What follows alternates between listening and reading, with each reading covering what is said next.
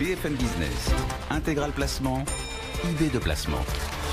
On vous apporte des idées régulièrement pour diversifier vos placements et même, on va oser le dire, mettre de l'engrais dans vos placements. Oui, faire pousser plus vite le rendement. Le salon de l'agriculture bat son plein en ce moment à Paris et vous allez voir qu'il existe des outils de financement participatif pour soutenir les filières agricoles et faire pousser plus vite le rendement que vous percevrez, vous, investisseurs. On va en parler donc de cet engrais pour vos placements avec Florian Breton, président fondateur de Mimosa avec 2 I. Bonjour. Bonjour. Comment ça se passe pour les particuliers qui veulent agir en faveur du secteur agricole et qui découvrent votre plateforme? Comment est-ce qu'on peut faire?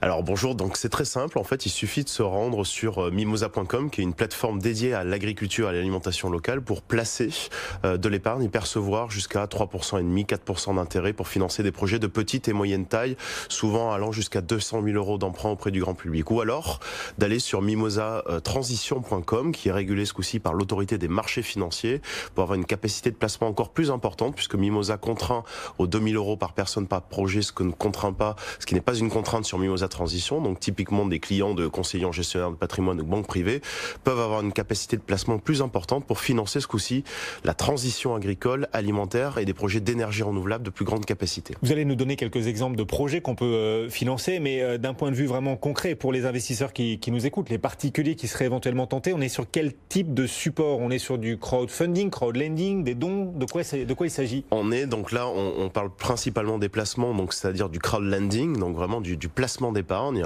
Très participatif. Donc il suffit d'aller sur la plateforme. On a bien évidemment, il en va de la lutte anti-blanchiment des capitaux et financement du terrorisme, forcément des formulaires d'inscription avec on demande les pièces d'identité, statut, cabis, quand c'est des entreprises même qui financent ces projets-là.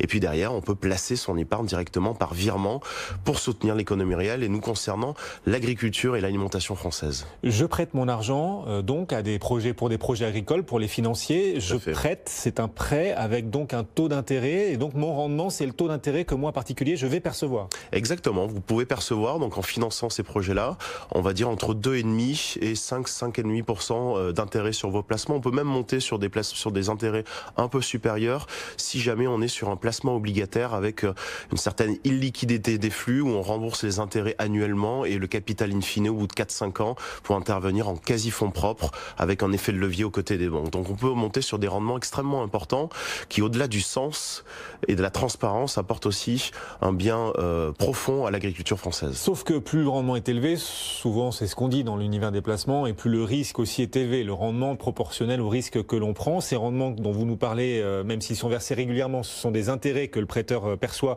ne sont pas garantis, ça c'est la première chose à préciser. Tout à fait. Et donc ils rémunèrent aussi une prise de risque, on finance des projets dont on ne sait pas s'ils verront le jour, même si vous allez nous dire que oui. Et justement, le taux de défaut là, de tous ces projets que vous proposez sur votre plateforme Mimosa, il est de combien? Le taux de réussite? Ouais. Alors déjà, taux de réussite, on finance 100% des projets. Donc on n'a jamais eu une seule collecte qui n'a pas abouti. On représente, on accompagne des projets qui, en moyenne, rentrent dans, on va dire, 70% des cas en cofinancement bancaire. Donc c'est intéressant aussi pour les épargnants de savoir qu'on mutualise les risques avec une banque. Le ratio de représentativité par rapport aux banques est aléatoire entre 10, 20 jusqu'à 50% avec des banques, souvent sur des projets même allant même jusqu'à 8 millions d'euros sur Mimosa Transition. Et pour répondre à votre question, on a à ce jour 0% de défaut. Mais après, il faut être très humble par rapport à cela. Néanmoins, je souhaite aussi casser peut-être là une idée reçue. Financer l'agriculture française, c'est financer le secteur de l'économie réelle le moins risqué. Aujourd'hui, à peine 3% des exploitations françaises sont en défaut de paiement.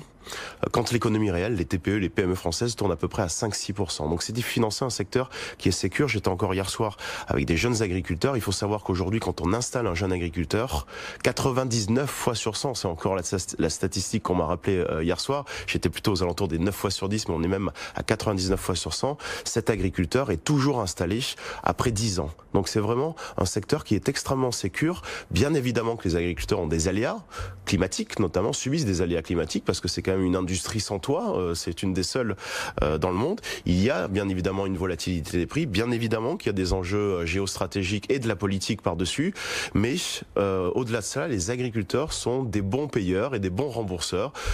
Donc financer l'agriculture, c'est vraiment financer le secteur le moins risqué de l'économie réelle. C'est incroyable ce que vous nous dites, parce qu'on parle régulièrement de financement participatif, crowdlending, crowdfunding également, pour financer des TPE, PME, et vous nous dites, en finançant une filière, un secteur agricole, c'est beaucoup moins risqué encore, taux de défaut 2 fois inférieur à la moyenne qu'on trouve dans les TPE, PME pour le secteur agricole, en faveur du secteur agricole. C'est exactement cela. Et comment on l'explique? C'est pas juste le bon sens paysan, vous nous disiez, les agriculteurs sont de bons payeurs. Ce n'est pas que le bon sens paysan, mais aussi il faut voir comment s'est construit l'agriculture française. Déjà, on est sur un secteur très capitalistique où il y a des actifs qui sont très importants, le foncier, le cheptel, le matériel. C'est une industrie lourde qui, quand elle rencontre des difficultés, notamment liées aux volatilités de prix ou à la fin des quotas, comme je l'évoquais tout à l'heure, finalement est recapitalisée régulièrement et très bien financée aussi en partie par les banques, par l'État et par l'Europe, par la politique agricole commune. Donc c'est une industrie qui est millénaire, qui passe finalement le champ des années, mais qui rembourse extrêmement bien. C'est un secteur, encore une fois, sécure, et c'est une idée reçue qu'il faut aussi qu'il faut contrer, puisqu'on a tendance à penser agriculture égale fragilisation, égale risque extrêmement important. Et c'est pour cela aussi, je tiens à le rappeler, qu'aujourd'hui on offre un rendement qui tourne en moyenne à 3,5-4%, quand les plateformes généralistes tournent plutôt à 5, 6, 7%. Nous on a une grille de taux qui offre peut-être un tout petit peu moins de rendement, qui finance sans fragiliser les agriculteurs, mais qui est extrêmement cohérente aussi, comme vous le rappeliez tout à l'heure, à mesure du risque plus faible qui est réalisé à travers l'agriculture. Il y a les préjugés que certains en ville peuvent avoir sur la solidité des filières agricoles, et là vous venez de les combattre, hein, ces préjugés, de les battre en brèche.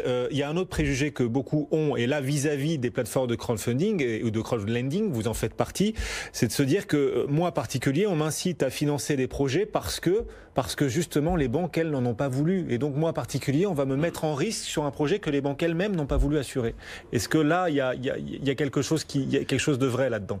En fait, on est le contre-exemple de cela, puisqu'aujourd'hui, comme je vous le disais, 7 à 8 fois sur 10, on cofinance les projets avec des banques. C'est aussi lié au fait qu'on n'a pas une grille de taux qui monte jusqu'à 6, jusqu'à 7, jusqu'à 8. Le problème d'avoir une grille de taux élevée, c'est que certes, c'est assez excitant pour des épargnants qui se disent tiens, je vais placer mon épargne et percevoir des rendements extrêmement intéressants, mais souvent, on fait face à des plateformes qui peuvent accueillir des projets qu'ils accompagnent en alternative aux banques, en effet, sur des projets qui peuvent être refusés par les intermédiaires traditionnels. Nous, au contraire, on joue la carte de la complémentarité, de l'implication sociétale, et un rendement qui est certes attractif, mais un peu moins important, mais avec un risque qui est moins important, puisqu'encore une fois, 8 fois sur 10, on intervient en cofinancement bancaire. Quelques exemples de projets agricoles, justement, qu'on peut soutenir en passant par vos plateformes, dont on rappelle le nom. On est en plus en plein salon de l'agriculture, donc c'est le moment de l'année où on parle le plus de cette filière qui en a besoin aussi et qui le mérite. Mimosa, M2I. MOSA, des exemples de projets. Alors actuellement, par exemple, sur mimosatransition.com, on lève à peu près 200 000 euros sur un projet de bientraitance animale. C'est le regroupement de 108 éleveurs dans la Creuse qui ont travaillé avec ce qu'on appelle l'INRA aujourd'hui en France sur un projet de R&D avec des éleveurs et qui lève donc auprès de l'épargne populaire près de 200 000 euros. Vous avez aussi un projet en Corrèze qui arrive en biomasse avec des écoserres photovoltaïques. Donc c'est un outil industriel dans l'agriculture, 0 résidu de pesticides. Et là aussi, on sera sur un prêt obligataire à 4,5% qui interviendra 500 000 euros aux côtés d'un pool de 3 banques, puisque le projet global sera même à 8 millions d'euros. Donc vous voyez, c'est très sécure. On propose un produit d'épargne, une nouvelle classe d'actifs qui est extrêmement intéressante, transparente et qui apporte un sens incroyable pour financer l'agriculture et l'alimentation des Français. Cette deuxième plateforme que vous avez créée, Mimosa Transition, c'est pour financer la transition agricole. Tout à fait. Là-dessus. Et on en est où là? Est-ce qu'on avance et est-ce qu'on commence enfin à en récolter? Alors on avance, néanmoins on n'avance pas suffisamment vite. C'est vrai que les arbitrages, il faut savoir d'où on vient aussi. Il y a eu une période dite de la révolution verte aussi en agriculture. On a industrialisé notre agriculture. Désormais on arrive au bout d'un chemin où il faut accompagner cette transition vers des pratiques plus vertueuses pour les consommateurs et la planète, ce qu'on appelle l'agroécologie, l'agriculture biologique, la bientraitance animale, les énergies renouvelables. Le métier d'agriculteur se transforme. Ça devient aussi des chefs d'entreprise qui stockent du carbone, qui produisent de la biodiversité. Et aujourd'hui, cette transition agricole est souhaitée, désirée et désirable, mais néanmoins, cette accélération est très dépendante encore des arbitrages de la politique agricole commune. Et c'est pour cela aussi que nous, aujourd'hui, face à une intermédiation classique, à la réticence quelquefois des banques sur cette transition, on crée un mouvement avec des citoyens, 150 000 membres sur notre plateforme, pour accélérer cette transition agricole qui est, encore une fois, souhaitée de tous, puisque l'agriculture porte des enjeux civilisationnels et planétaires. Florian Breton, pour vous aider, vous, particuliers, vous aider à devenir des cofinanceurs de cette filière agricole, et on le disait, des rendements compris entre 2,5 et 5% en moyenne. Voilà, vous pouvez apporter comme ça un peu d'engrais au rendement de vos placements. Merci d'être venu nous voir donc pour cette plateforme Mimosa avec 2 i, on le répète. Bon salon de l'agriculture, ça se poursuit jusqu'à dimanche.